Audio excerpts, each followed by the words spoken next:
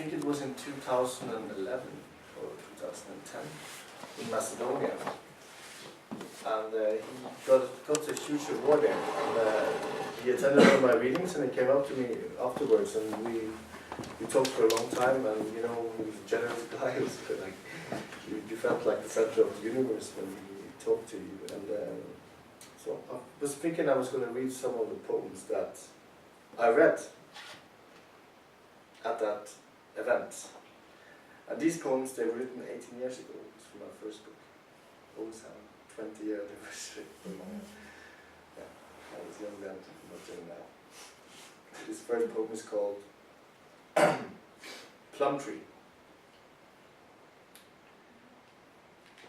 I never walk upon the thin branches. I'm afraid of hurting my mother.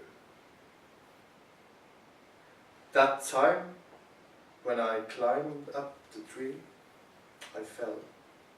I hurt my cheek against a rock, and my mother blew on it. Plums, the softest plums. My mother's fingers drain between the branches of the tree. Her fingers hold a plum, drop the stone in the dark garden. My finger catch the stone, and inside the heart my mother rises. I never climb up the trees, but others do it. They hurt my mother, and they don't know that. She cries, and only I listen. In the plum tree hang twisted thumbs, index fingers, long fingers. When I open my fists, I feel a sweet taste in my mouth. Current. The current of your face, one of the earliest evenings. The icy cold spring water that ran through the pools before we lay down. And my age was the same as the temperature. Breeze. When I breeze through the woods, I see children playing with pine cones. When I play with pine cones, I see shadows breezing through the woods. I am the pine cone playing with the shadow of that child, the breeze carrying both. Baptism. Ships are constructed within bottles, and names are built into the body. I sink into the bathtub. Mother washes my hair. The foam runs in straight lines over my lips, along my skin, toward the drain. She holds out a towel in which to enclose me. It resembles a sail. These poems were written, they were actually written 20 years ago, and they are from my first book, and this was my first meeting with Šalamun, and it was a lovely meeting. He gave me his selected poetry in English, and I started reading it, and it was really inspiring. I'm going to come back to Šalamun a little bit later, but I'm going to read now from a book. Some of these poems you might hear yesterday. This is from a book called Elsket og Savnet, which is a death book. A friend of mine died. He jumped from 17 floors, and he left a death note to me. And I wrote a book about losing someone and losing yourself. And during this period, it was the trial of Utøya, where you had the 22nd of July, where you had the killings of 78 people in a terrorist attack. And these poems are a reflection of like a personal loss, but it's also a reflection on what happened that day. But I'll get back to that. I'll just read. First poem. This is a children's drawing. She draws grass and steps on that grass. Draws a tree, a sky. She draws clouds, gulls, and a sun. She draws a house and enters the house. She walks up the stairs and into her room. She sits alone in her room and draws a window, a roof, and a chimney. And then it's the next one. Love is like that. It hits you like several missiles. In the back, in the right temple, in the left cheek, in the corner of the mouth, through the stomach, through the right lung, through the facial bones, through the brainstem, bores through the throat, into the neck, and courses through my every thought. Grief is like that.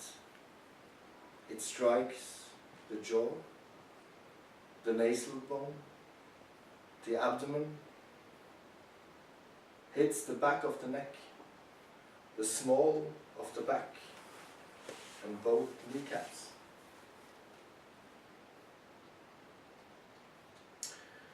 She dies on an operating table or on the floor of an apartment. She dies on the motorway, in a workshop, or on a desert island.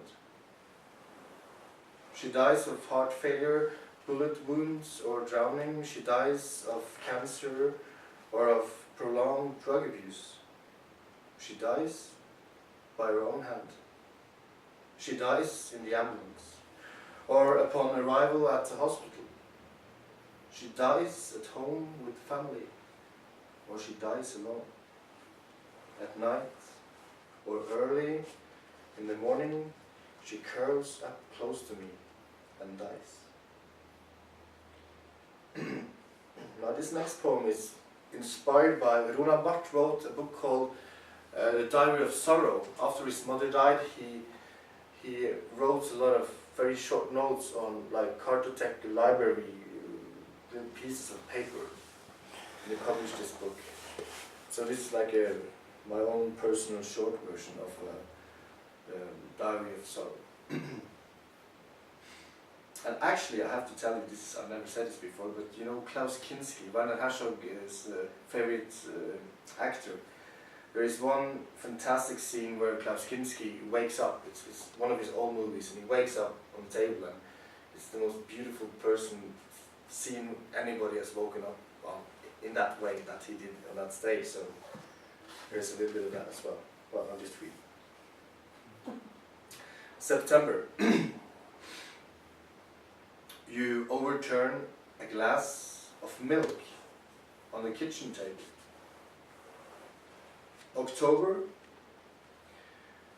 we sit in the back seats of a silver grey Honda Civic and write our names in the dew of the car windows.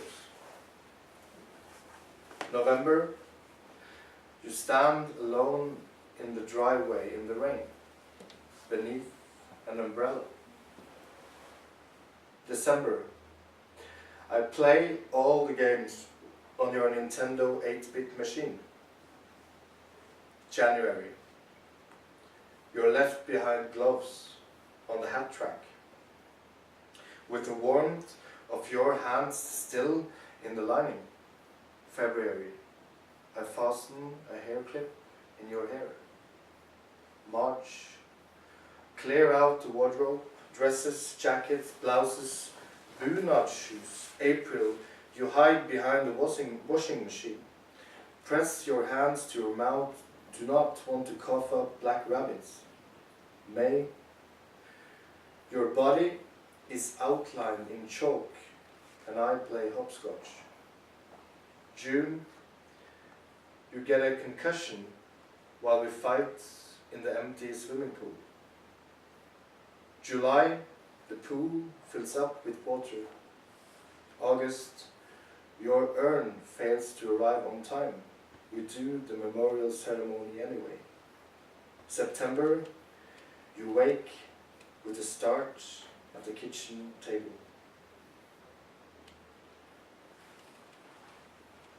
Then I'm going to finish up. I'm going to read something that's pretty new actually. I did some of it yesterday as well. This is a very special project. I'm not sure if you can see it, but this next book of mine, it's a line through the day of 22nd of July. So it's one poem for for all of the 78 victims, and their silhouettes of their faces are written as poems. You can't hear that, of course, but I'll just show it to you now. I'll read 2 poems from that, my new collection. Grief is a moment's forgetfulness.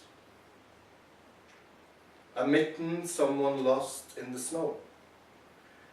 Grief is beautiful and simple, obvious.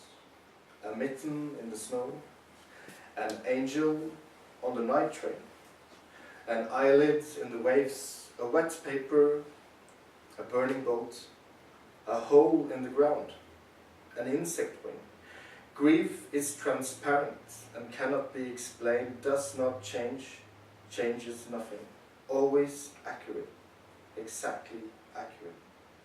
A raindrop, a sparrow, a hammer, a hair tie. Grief is transparent, incoherent, gets stuck in the smallest thing. A plastic bag floating down the street. The man running after to catch it.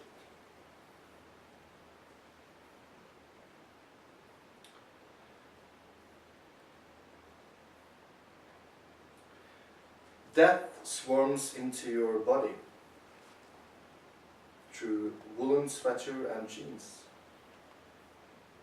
1,000 invisible butterflies sew the skin together with the soul.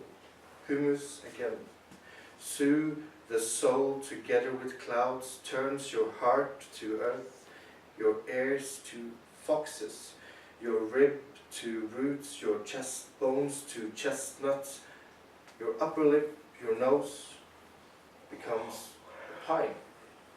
Your eyelid becomes an iliac crest, turns your bone marrow to birdstem, stomach moss, skull conch, chin to sea, wool sweater and jeans.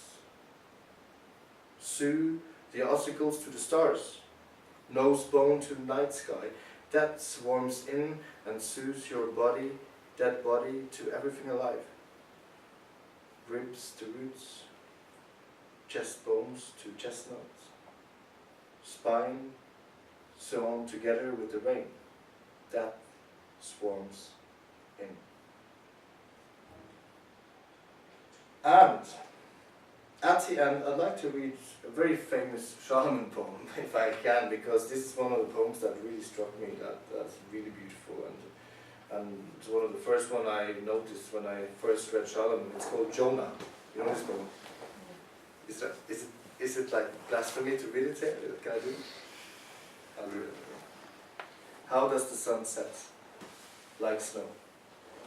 What color is the sea? Large. Jonah, are you salty? I'm salty. Jonah, are you a flag? I'm a flag. The fireflies rest now. What are stones like? Green. How do little dogs play? Like flowers. Jonah, are you a fish? I'm a fish. Jonah, are you a sea urchin? I'm a sea urchin. Listen to the flow. Jonah is the roe running through the woods. Jonah is the mountain breathing. Jonah is all the houses Have you ever heard such a rainbow? What is the view like? Are you asleep? Thank you very much.